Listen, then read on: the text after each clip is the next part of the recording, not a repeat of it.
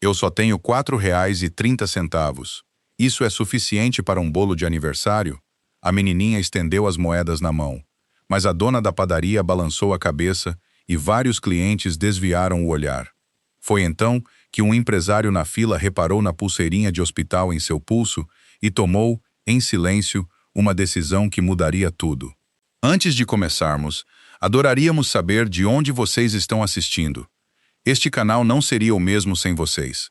Da nossa equipe, obrigado por voltarem sempre, por compartilharem suas opiniões e por fazerem desta comunidade um verdadeiro lar.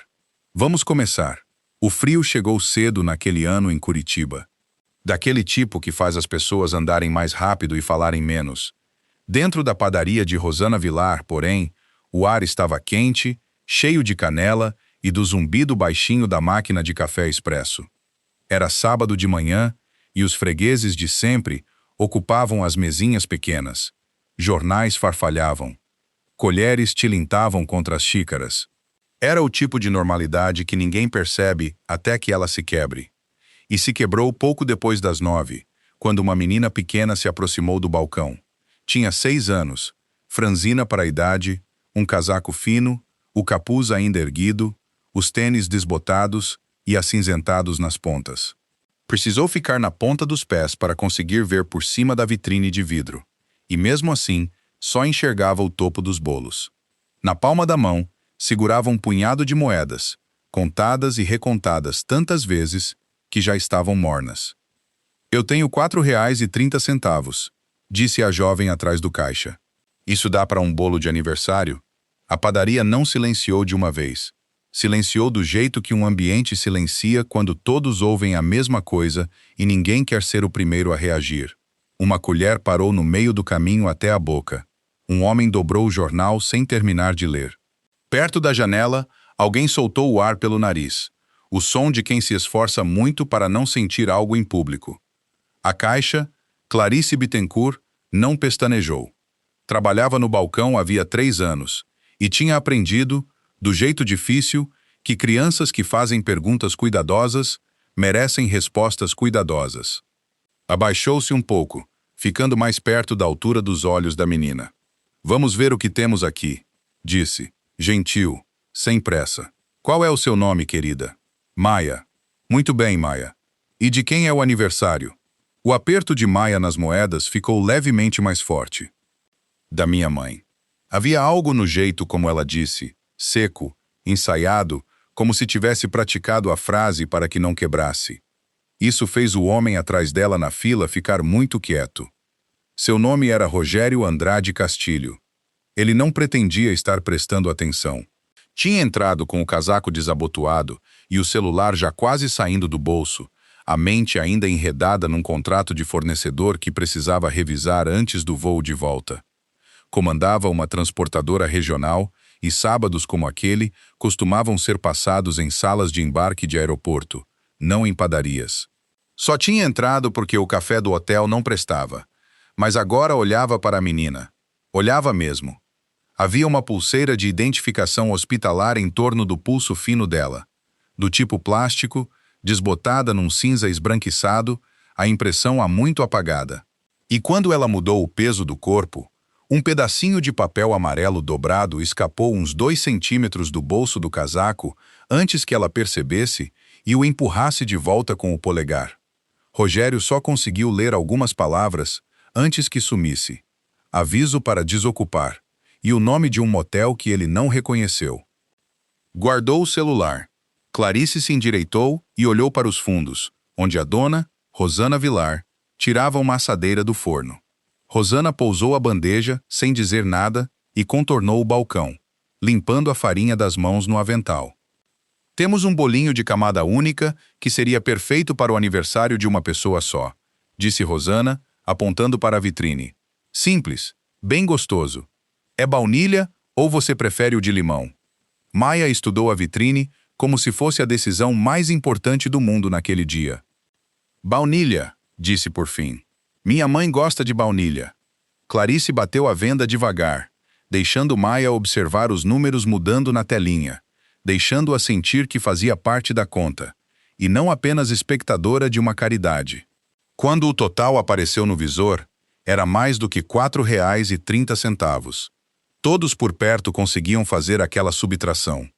Rogério deu um passo à frente antes mesmo de decidir conscientemente. Eu cubro a diferença, disse. Com prazer. Maia se virou e o encarou, não com timidez, nem com gratidão, apenas com firmeza. O jeito como uma criança olha para um adulto quando já aprendeu que homens que oferecem coisas em público às vezes querem algo em troca depois. Eu não estou pedindo de graça, disse ela. Estou perguntando se dá. As palavras pesaram mais do que deveriam, vindas de alguém tão pequena. Rogério assentiu em algum lugar atrás das costelas, num canto que raramente visitava às 9 da manhã, numa padaria a 3 estados de casa. Clarice não perdeu o ritmo. Vou te falar uma coisa, disse a Maia, deslizando as moedas para a palma da mão e deixando-as cair no caixa uma a uma, contando em voz alta como se fosse a transação mais importante do seu turno. 30, 32, 33, 34 centavos. Isso é seu. Pago integralmente. Não olhou para Rogério. Não precisava. Ele entendeu. Rosana embalou o bolinho ela mesma, amarrou o barbante em 2 laços caprichados e o pousou no balcão como algo que merecia ser protegido. Maia o segurou com os 2 braços, com cuidado, do jeito que se carrega algo frágil ou algo que importa mais do que parece. Obrigada, disse a Clarice, a Rosana, ao salão em geral. Não a Rogério. Ainda não. Virou-se e caminhou até a porta, a caixa do bolo contra o peito, capuz de volta, os ombros pequenos travados contra o frio lá fora. Rogério ficou parado no balcão mais um instante, o café esquecido, olhando a porta se fechar atrás dela. Ao redor, a padaria voltou aos poucos ao seu sábado. Colheres, jornais, o murmúrio baixo de um ambiente decidindo que era seguro seguir em frente. Ele não sentiu o mesmo alívio.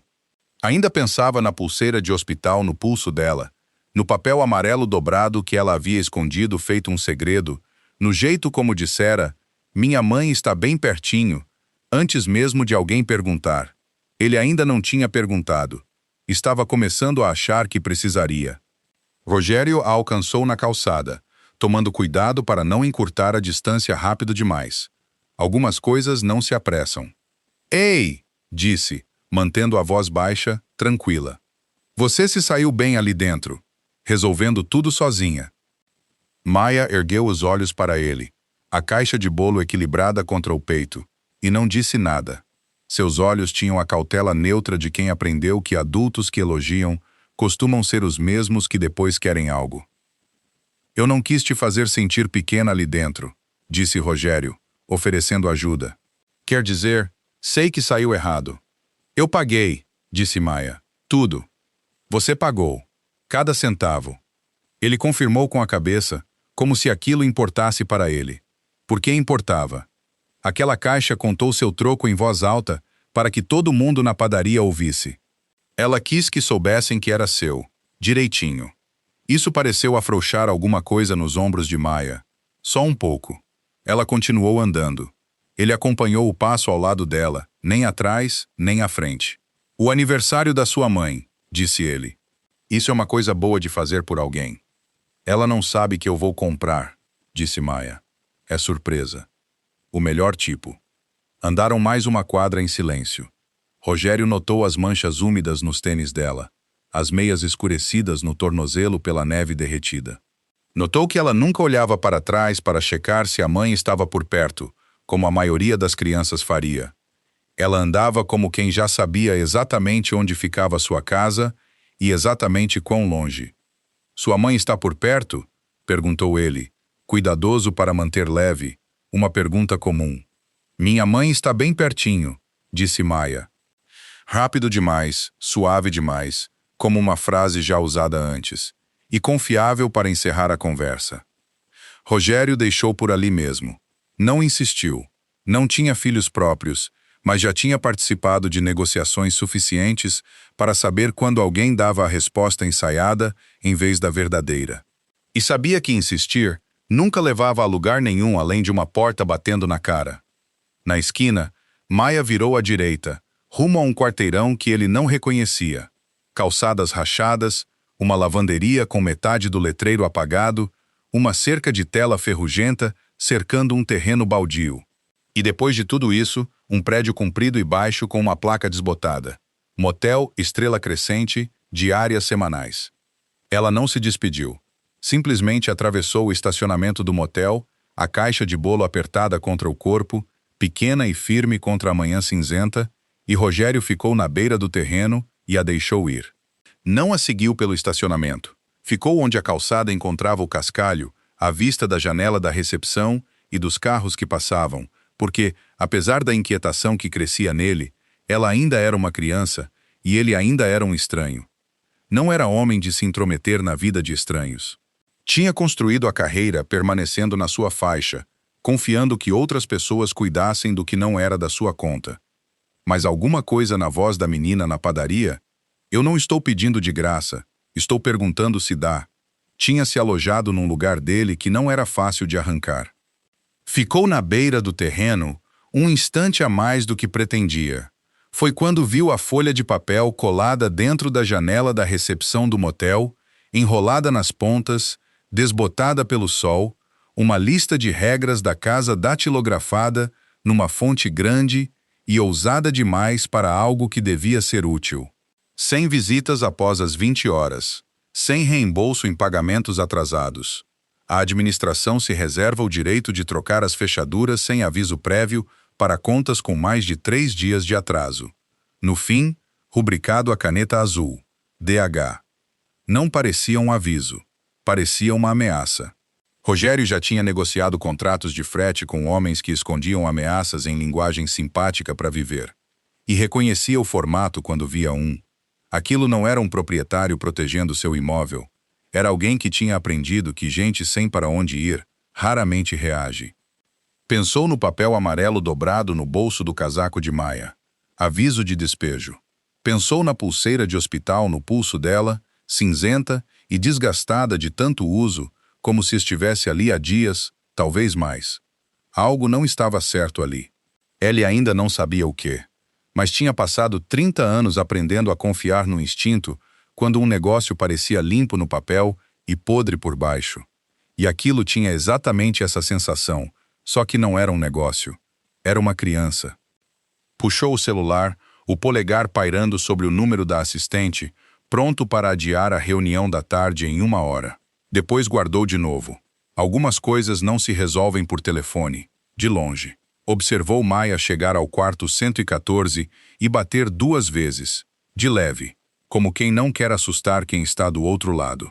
A porta se abriu apenas o suficiente para deixá-la entrar, e ela desapareceu no quarto escuro, a caixa de bolo ainda contra o peito, como algo a ser guardado com os 2 braços. Rogério ficou parado ali mais um instante no frio, as mãos nos bolsos do casaco, observando a porta se fechar. Depois começou a caminhar em direção à recepção do motel. Fosse o que fosse que esperava atrás daquela porta marcada DH, ele pretendia descobrir exatamente que tipo de homem tinha escrito aquelas regras e exatamente o que vinha fazendo com pessoas que não tinham mais para onde ir. A recepção do motel cheirava a café queimado e carpete velho. Atrás do balcão, um homem robusto, na casa dos 60 anos, ergueu os olhos de uma prancheta de recibos, os óculos de leitura baixos no nariz. O crachá dizia Benedito. "Posso ajudar?" perguntou, embora o tom já sugerisse que suspeitava que a resposta custaria algo. "Eu estava agora na padaria da Rua 7, disse Rogério.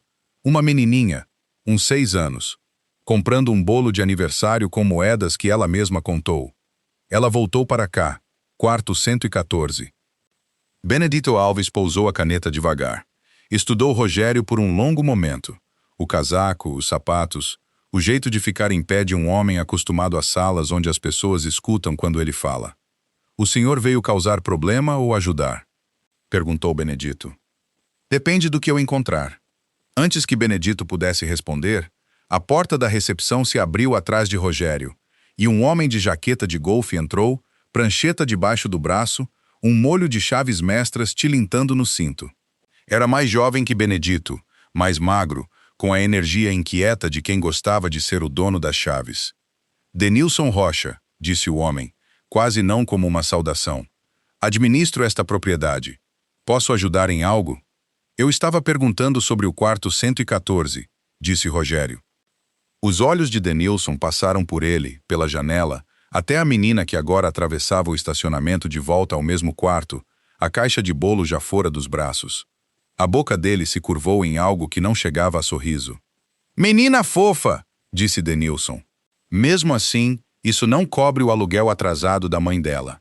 As palavras caíram com uma naturalidade que fez a mandíbula de Rogério travar. Quanto é devido? Não é da sua conta. É? Estou perguntando. Denilson o estudou mais um segundo, decidindo algo, depois deu de ombros como se a resposta não lhe custasse nada. O suficiente para eu ter todo o direito de trocar aquelas fechaduras hoje, se eu quiser. Já fui mais que paciente. Saiu andando em direção ao quarto 114 sem esperar resposta, e Rogério o seguiu. Benedito, um passo atrás, enxugando as mãos no avental, feito um homem se preparando para algo que já tinha visto demais vezes. A porta do 114 se abriu antes mesmo de Denilson bater. Uma jovem mulher apareceu na moldura, pálida, magra, olheiras fundas, um bebê equilibrado no quadril, choramingando baixinho contra seu ombro. Tinha o ar de quem se recupera de algo que ainda não terminou com ela, mas se manteve ereta na porta, o queixo firme, bloqueando a entrada com o corpo inteiro. Tânia, disse Denilson, quase agradável. Já conversamos sobre isso. Eu disse que teria até segunda, disse Tânia. A voz era áspera, desgastada nas bordas, mas não vacilou. Meu contra-cheque cai segunda. Você disse isso semana passada.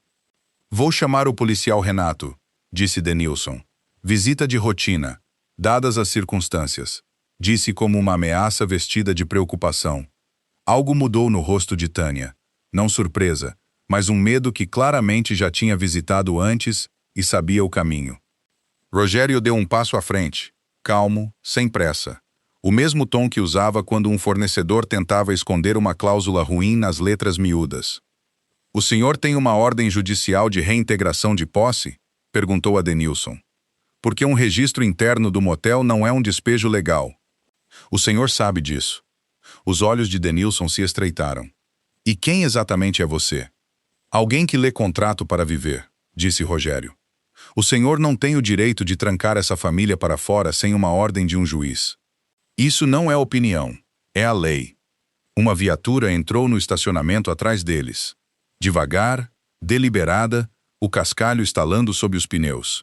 Um policial saiu, jovem, ombros largos, óculos escuros erguidos sobre o cabelo curto.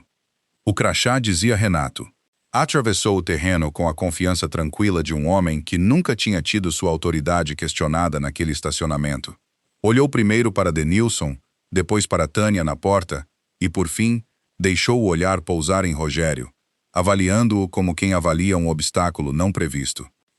Está tudo sob controle aqui? Perguntou Renato, embora os olhos ficassem em Rogério. Só discutindo papelada, disse Rogério, calmo. Nada que precise de distintivo. A mandíbula de Renato se moveu, um sinal pequeno. Não estava acostumado a ser tratado com tanta clareza. Olhou para Denilson, uma cumplicidade silenciosa passando entre os dois. Por um momento, ninguém se moveu. Então Renato recuou, sem pressa, como se a retirada sempre tivesse sido o plano. Vou ficar por perto, disse, e voltou para a viatura. Mas não foi embora. Encostou-se no capô e observou. Denilson resmungou algo sobre voltar mais tarde e foi embora em direção à recepção, prancheta balançando ao lado do corpo. Benedito segurou a manga de Rogério antes que ele pudesse se aproximar da porta de novo, puxando-o alguns passos para o lado, a voz baixa o suficiente para que só Rogério ouvisse. O Denilson é só um parasita de pequeno porte, disse Benedito olhando para a viatura. Vive de gente cansada demais para reagir. Mas o homem que usa aquele distintivo ali atrás, esse devora as pessoas inteiras. Rogério olhou por cima do ombro de Benedito para Renato, ainda encostado na viatura, braços cruzados, paciente como quem já sabe exatamente como isso costuma terminar. O que quer dizer com isso? Perguntou Rogério. Benedito não respondeu na hora. Só olhou para o quarto 114, onde a porta tinha se fechado de novo, onde uma mãe e 2 filhos esperavam do outro lado de um drywall fino pelo que viria a seguir. "O senhor vai ver", disse Benedito baixinho. "Fica por aqui tempo suficiente. Vai ver." Rogério ficou perto da recepção mais um tempo. Depois atravessou o pátio e bateu, mais suave do que Denilson tinha batido, na porta do quarto 114. Tânia abriu só parcialmente, uma mão apoiada no batente, a respiração rasa e com um som molhado que o preocupou mais do que ele deixou transparecer. Atrás dela, o bebê, Henrique, finalmente tinha se acalmado num berço portátil encostado na parede, e Maia estava sentada de pernas cruzadas na cama, observando Rogério com a mesma quietude cuidadosa que carregava desde a padaria. "O senhor não precisa fazer nada por nós", disse Tânia antes que ele falasse. "Eu sei como isso parece. Não estou pedindo." "Eu sei que não está", disse Rogério. "É justamente esse o ponto." Manteve a voz baixa, sem pressa. Não pediu para entrar. Ficou na porta e deixou que ela ditasse os termos. "A senhora parece estar com dificuldade para respirar", disse ele. "Devo chamar alguém?" "Não." A palavra saiu rápida, mais cortante do que ela provavelmente pretendia. Ela suavizou um segundo depois. "Sem ambulância. Por favor." "Por que não?" Tânia olhou para os filhos antes de responder, baixando ainda mais a voz. "Porque se eu for para um hospital sem um endereço fixo para dar depois, eles chamam alguém, não para me ajudar, para levá-los." Fez um aceno em direção a Maia e ao berço. Uma mãe com pneumonia e sem moradia fixa não parece alguém passando por um mês difícil. Parece um caso a ser aberto. Rogério não disse nada por um momento. Não tinha considerado essa conta antes. Que pedir ajuda podia custar a própria coisa que você tentava proteger. O celular dela vibrou na mesinha de cabeceira. Ela atendeu sem sair da porta, ouvindo mais do que falando, murmurando respostas curtas. Quando desligou, esfregou os olhos com a base da mão. "Assistente social", disse, mais para si mesma do que para ele. "Regina Malta, do hospital, de quando eu fui internada. Ela tem tentado me ajudar a entrar num programa de moradia transitória, mas o papelório anda mais devagar que o prazo do despejo." "Então a senhora já passou pelo hospital uma vez?" Tânia confirmou, cansada. "Pneumonia. Perdi quase 2 semanas de turnos no depósito enquanto estava internada." Disse simples, sem autopiedade, do jeito que as pessoas falam quando já tiveram que explicar demais vezes.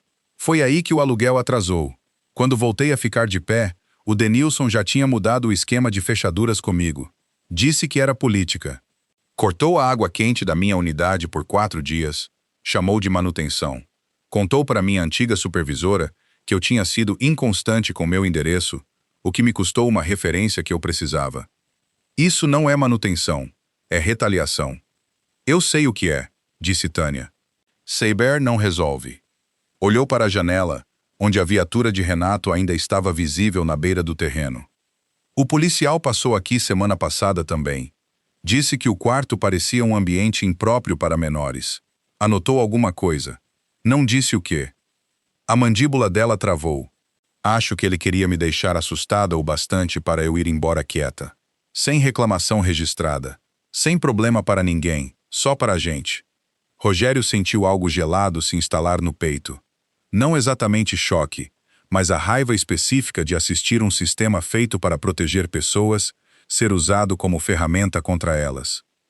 Atrás de Tânia, Maia não tinha se mexido da cama, mas seus olhos acompanhavam cada palavra passando entre os adultos, arquivando tudo do jeito que crianças fazem quando aprenderam que informação é a única coisa que as mantém seguras.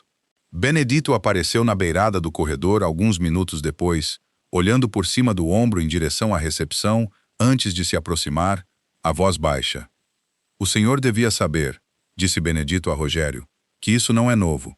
O Denilson já fez essa jogada antes. A família Ferraz, lá no outono passado, os Camargo, antes deles. O homem espera alguém ficar atrasado, muda as regras devagarinho, chama o policial de reforço se alguém reagir.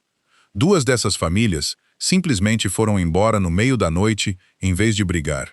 Ninguém quer confusão com um distintivo do lado do proprietário. Há quanto tempo isso acontece? Desde que o Renato trabalha nessa área. 2 anos, talvez mais. Benedito balançou a cabeça devagar. Já vi gente boa ser expulsa desse terreno, como se tivesse feito algo errado.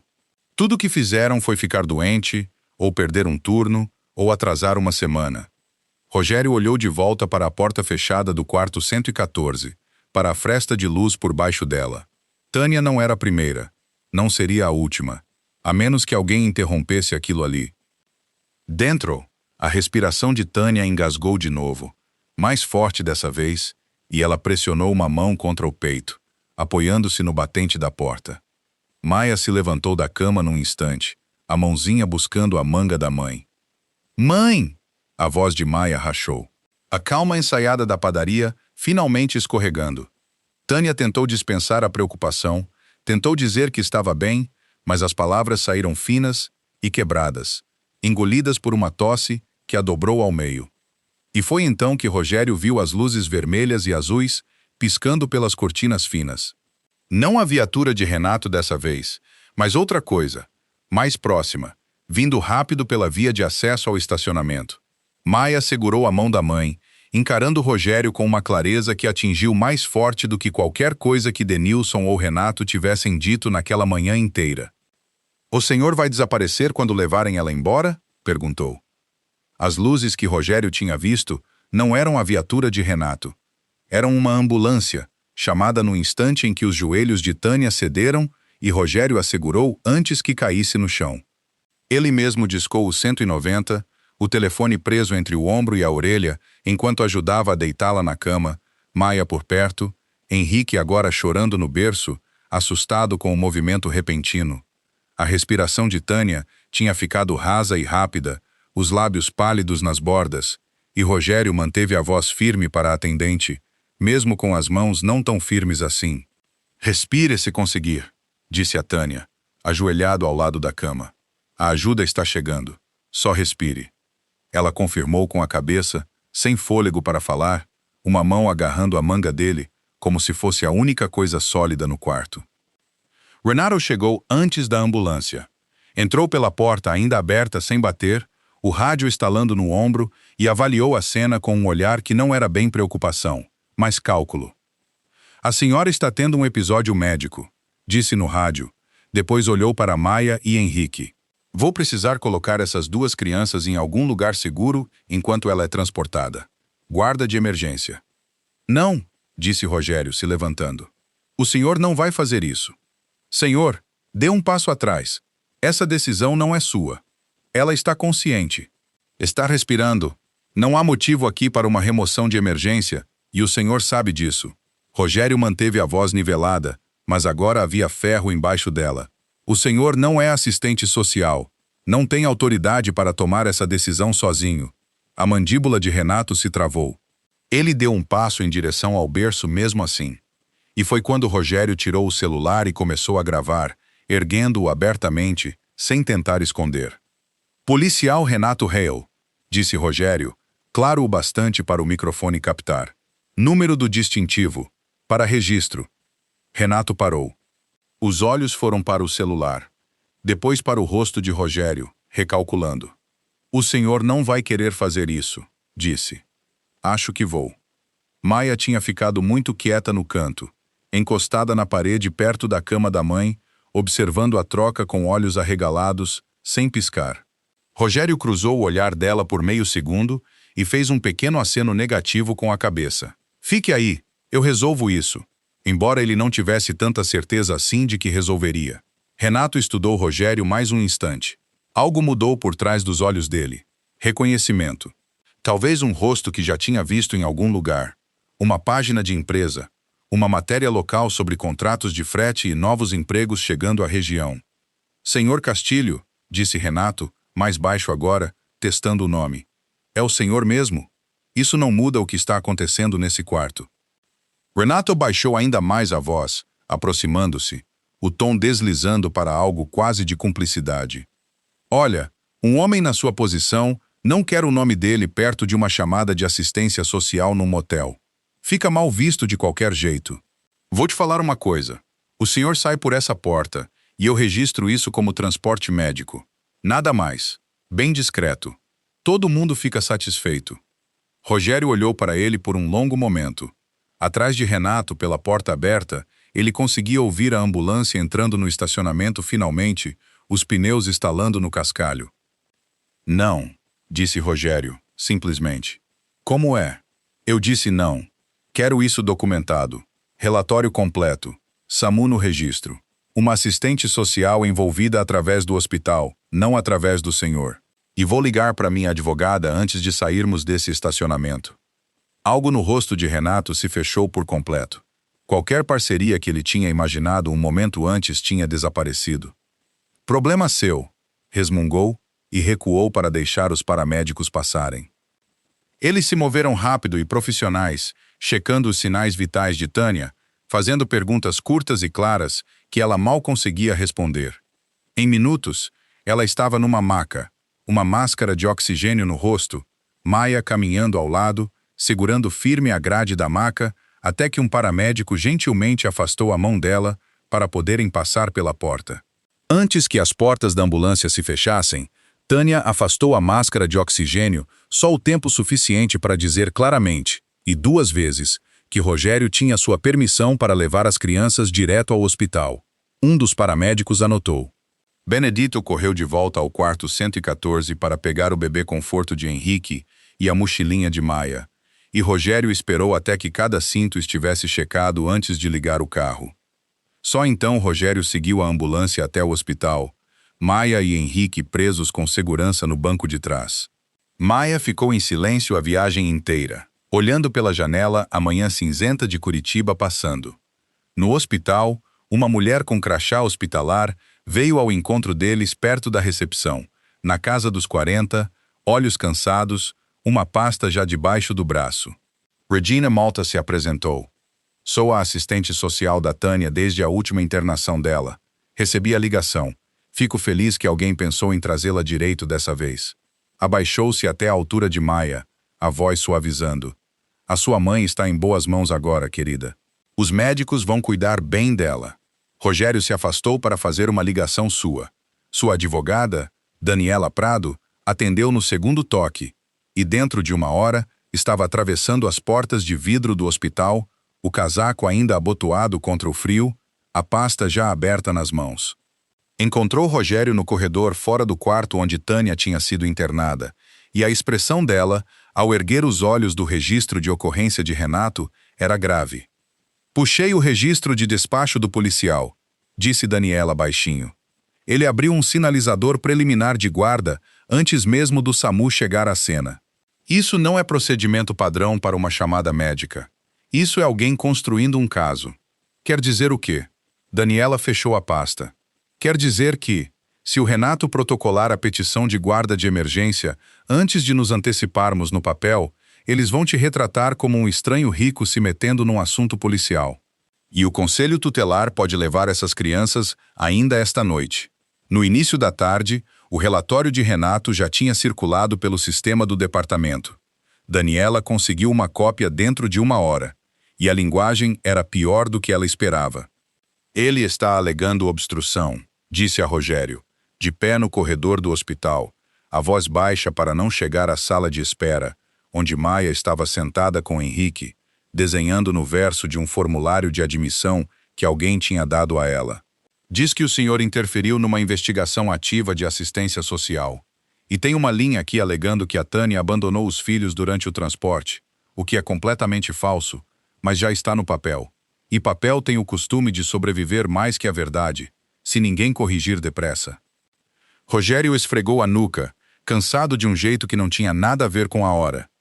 Então a gente corrige. A gente vai corrigir, mas leva tempo, e talvez a gente não tenha um dia inteiro para gastar. Ele confirmou com a cabeça, depois olhou para Maia, pequena e quieta numa cadeira de plástico grande demais para ela, ainda se segurando do mesmo jeito que na padaria, cuidadosa, contida, como se o som errado pudesse derrubar alguma coisa. Ele queria muito consertar aquilo do jeito que consertava a maioria das coisas, assinando um cheque, fazendo uma ligação, colocando a família em algum lugar onde o problema não pudesse alcançá-las. Então, quando Tânia estava estável o bastante para falar, recostada na cama do hospital com uma cânula de oxigênio ainda sob o nariz, Rogério fez a oferta antes de pensar bem. Tem um hotel-residência na Zona Norte, disse. Bom, seguro. Posso bancar por alguns meses. Colocar você e as crianças em algo sólido enquanto as coisas se resolvem. Tânia olhou para ele por um longo momento.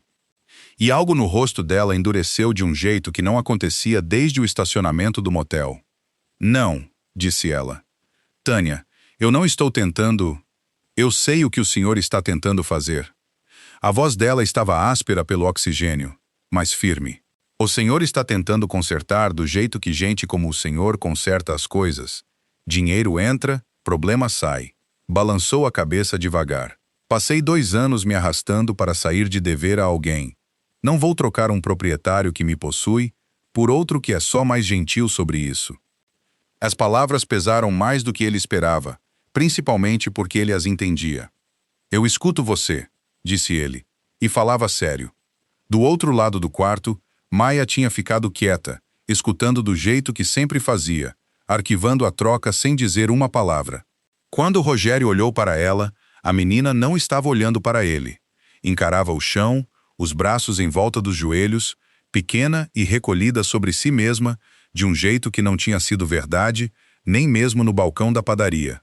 2 adultos discutindo sobre o destino da família dela, e ninguém tinha perguntado nada a ela. Rogério se conteve e parou.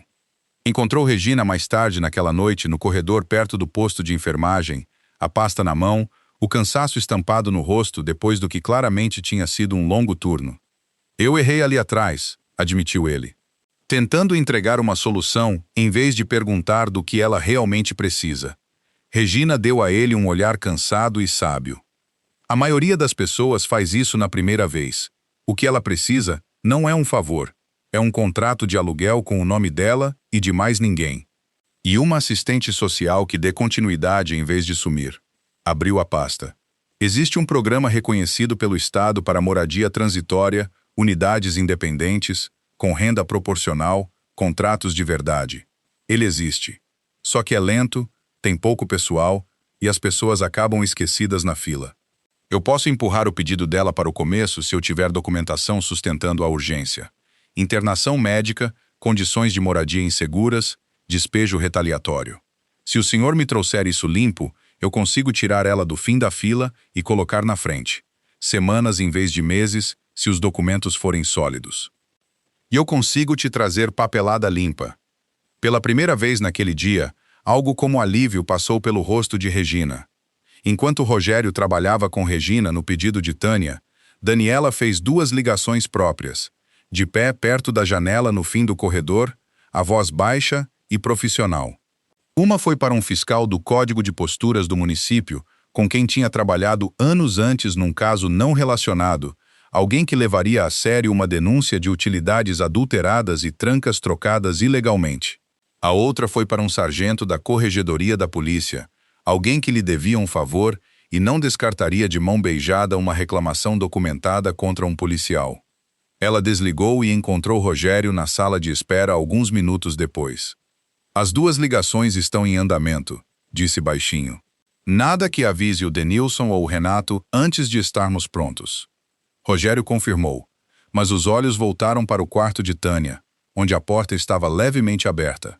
Lá dentro, Tânia tinha puxado Maia para perto de si, a cânula de oxigênio ainda saindo do nariz.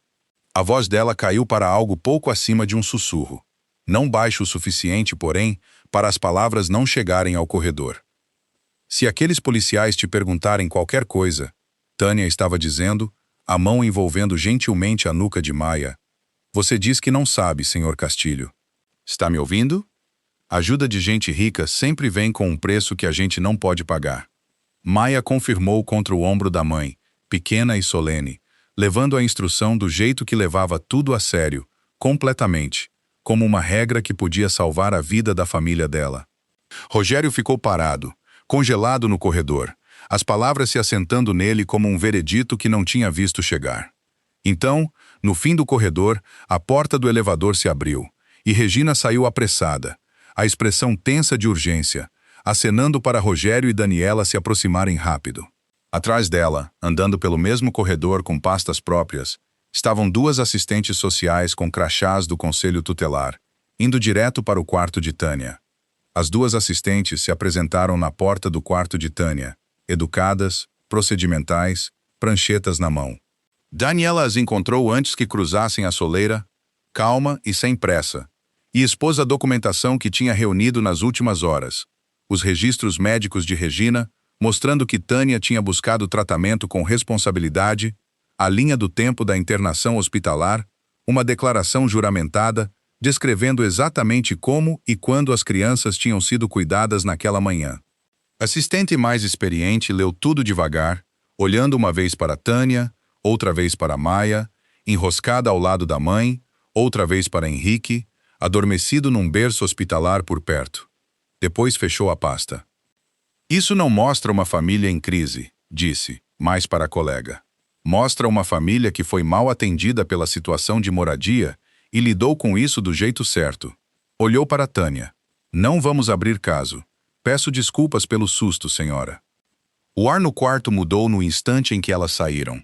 Não exatamente alívio, ainda não, mas o afrouxamento de algo que estava enrolado, apertado desde que as luzes da ambulância tinham varrido as cortinas pela primeira vez. Tânia não deixou o hospital naquele dia. Os médicos a mantiveram internada durante a noite e depois até domingo, até a febre baixar e a respiração deixar de soar como trabalho. A luta do lado de fora do quarto 114 tinha andado mais rápido do que o corpo dela conseguia.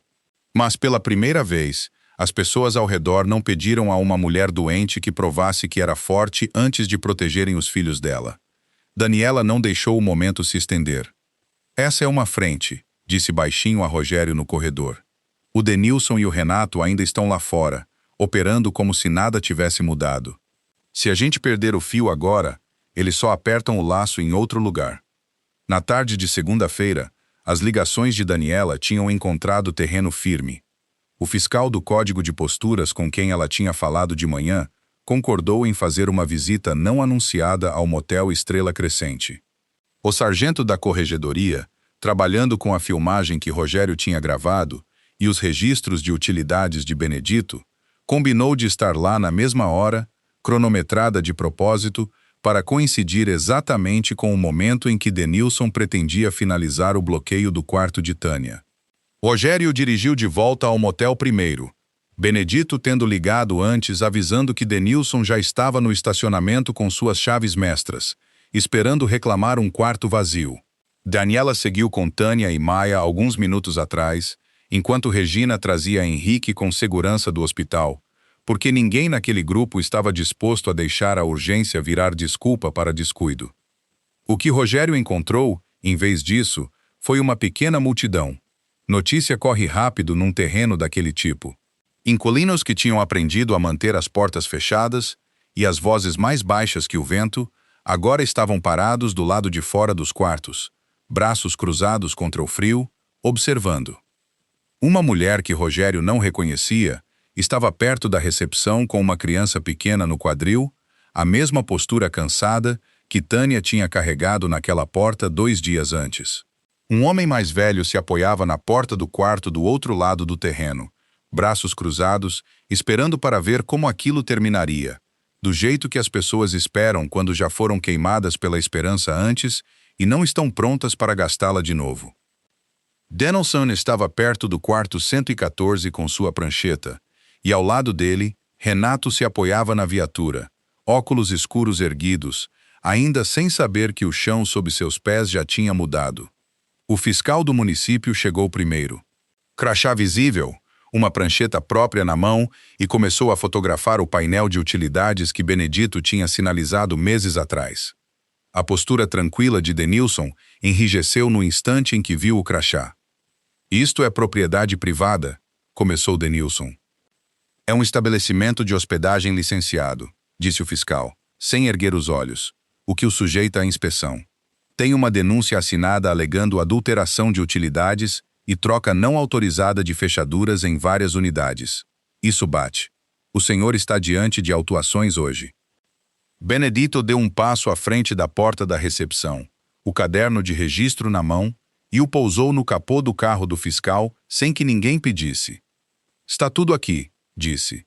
Datas, horários, quais unidades, quais medidores. Guardei porque sabia que um dia alguém ia perguntar. O sargento da corregedoria chegou um instante depois, estacionando ao lado da viatura de Renato, e a mudança na postura de Renato foi imediata, a confiança tranquila escorrendo dele como água de um copo rachado. Policial Renato, disse o sargento. Preciso falar com o senhor sobre uma reclamação documentada a respeito da sua conduta nesta propriedade. Temos filmagem, temos uma declaração formal do senhor Castilho, e temos 3 ocorrências anteriores envolvendo inquilinos neste endereço que seguem o mesmo padrão. O carro de Daniela entrou alguns minutos depois. Regina abriu a porta do passageiro e Tânia saiu devagar, pálida mas firme, uma mão pousada no ombro de Maia, sem cânula de oxigênio, sem maca, sem homem falando por ela. Só uma mãe, de pé exatamente onde a ameaça tinha começado. Clarice e Rosanna chegaram naquele momento, tendo dirigido assim que Benedito ligou para a padaria, avisando o que estava acontecendo. Encontraram o lugar de Tânia na pequena multidão e ficaram ao lado dela sem dizer nada, do jeito que vizinhos fazem. Aquela criança pagou o bolo de aniversário da mãe com o próprio dinheiro, disse Rosanna, alto o bastante para o sargento ouvir. Contou cada centavo ela mesma. Isso não é uma família em negligência. É uma família que ensinou à filha o que significa ganhar algo com honestidade. O sargento olhou entre Renato e Denilson, depois para a pequena multidão de inquilinos que tinham parado de se esconder atrás das portas, e algo na expressão dele se assentou em certeza. Policial, entregue sua arma e seu distintivo, disse. O senhor está afastado. Com efeito imediato. Até o resultado desta investigação. O rosto de Renato ficou rígido. Ele olhou para Tânia, depois para Rogério, e qualquer cálculo que estivesse rodando por trás dos olhos dele voltou vazio. Desafivelou o distintivo devagar, a mandíbula travada, e o pousou na palma do sargento. Denilson não se saiu melhor. O fiscal entregou a ele uma pilha de autuações ali mesmo. Adulteração de utilidades, trocas não autorizadas de fechadura, infrações de código datando de meses atrás, com efeito imediato, e uma data de audiência já carimbada no rodapé. Tânia ficou na beirada da pequena multidão, a mão de Maia firme na sua, observando os 2 homens que tinham passado meses fazendo-a se sentir pequena, finalmente terem que responder por isso ao ar livre, na frente das mesmas pessoas com quem tinham contado para ficar caladas. Enquanto Renato era escoltado até o carro do sargento para prestar depoimento formal, olhou mais uma vez para Tânia, algo amargo e pequeno ainda tremeluzindo por trás dos olhos. Acha que isso muda quem você é? Ela ficou mais alta do que Rogério a tinha visto ficar desde a manhã do lado de fora do quarto 114, a mãozinha de Maia firme na sua. Ontem eu tinha medo de você, disse, a voz firme, atravessando o terreno silencioso. Hoje eu não estou sozinha. 3 meses se passaram, do jeito que a mudança de verdade costuma passar. Não numa única reviravolta dramática, mas numa sequência de terças-feiras comuns em que as coisas foram silenciosamente melhorando. Denilson Rocha foi indiciado por fraude contra locatários e adulteração de utilidades, o caso do município construído em grande parte sobre o caderno de registros de Benedito Alves e os depoimentos juramentados de inquilinos que, pela primeira vez, não precisaram sussurrar suas reclamações. O policial Renato Hale foi demitido após a revisão da corregedoria. Sua conduta no Estrela Crescente agora objeto de uma investigação criminal mais ampla sobre quantas famílias tinham sido expulsas sob sua vigilância antes que alguém tivesse condições de detê-lo. Rogério não colocou o nome dele em nada disso. Não tinha interesse em ser manchete.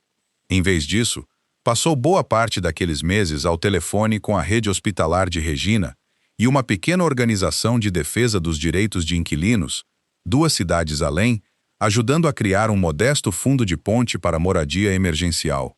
O suficiente para cobrir uma família por algumas semanas críticas entre uma cama de hospital e um contrato de aluguel próprio. Sem amarras, sem nome de empresa estampado em lugar nenhum do papelório.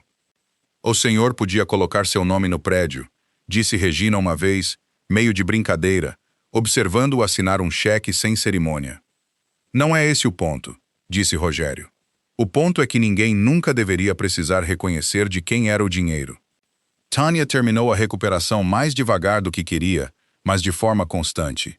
Começou um novo emprego numa central de logística local, um trabalho que combinava com ela, organizado, confiável, do tipo de salário estável que não desaparecia no minuto em que ela adoecia. O encaminhamento de moradia transitória de Regina saiu dentro de 2 semanas, mais rápido do que Tânia ousara acreditar. E Tânia assinou o contrato ela mesma, o nome dela e de mais ninguém no papel, o depósito pago do primeiro contra-cheque dela própria. Nunca mais pediu nada a Rogério. Não precisava. Esse sempre tinha sido o ponto. Num sábado de manhã ensolarado, mais quente agora, a primavera finalmente afrouxando as garras sobre a cidade, a padaria de Rosana Vilar se encheu com o cheiro familiar de canela e café fresco. E na mesinha de canto perto da janela, um bolinho pequeno com cobertura rosa. Tânia chegou com Henrique no quadril, firme nos pés de um jeito que não estava havia meses. Maia entrou na frente dela, o cabelo penteado com capricho, vestindo um casaco que realmente servia. Clarice saiu de trás do balcão sem que ninguém pedisse, limpando as mãos no avental, e Rosana veio logo atrás. Regina chegou alguns minutos depois, ainda com o crachá do hospital, vindo direto de um turno. Daniela entrou discretamente perto da porta, o casaco ainda abotoado, do jeito que ela sempre parecia estar entre um compromisso e outro.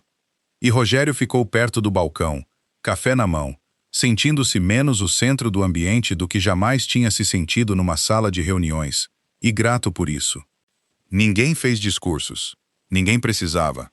Eram apenas pessoas que tinham aparecido umas para as outras quando importava, reunidas agora ao redor de um bolo que não tinha nada de urgente escrito nele. Maia foi até o caixa, enfiou a mão no bolso do casaco e tirou um punhadinho de moedas.